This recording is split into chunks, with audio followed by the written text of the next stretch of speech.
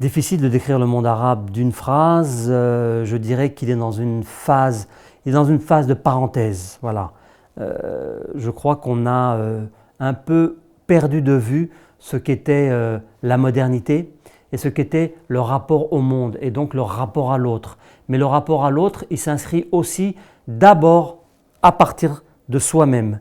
Et à partir du moment où la question de l'individu n'a jamais été tranchée dans le monde arabe, dans cet espace culturel, puisque c'est tout pour le groupe et rien pour l'individu, c'est très compliqué d'envisager la modernité. Et en plus, aujourd'hui, on vit des accélérations technologiques, des révolutions successives depuis 20 ans.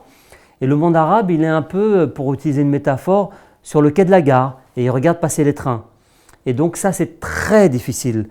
Bien plus difficile que de savoir quel genre d'institution on peut se donner, comment on peut construire une démocratie, etc. etc.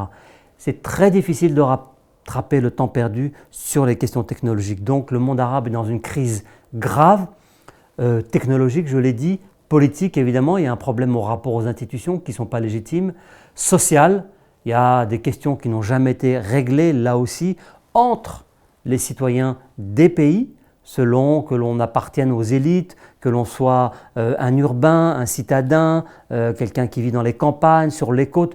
Toutes ces questions sont des questions qui sont très complexes, mais qui n'ont jamais été tranchées, parce qu'il n'y a pas de débat. Ce n'est pas une ère culturelle dans laquelle il y a des débats. Tous ces débats-là aujourd'hui sont essentiels. On voit qu'ils sont posés partout ailleurs dans le monde, en Europe, en Asie, en Amérique du Nord, en Afrique, mais qui sont très peu présents dans le monde arabe.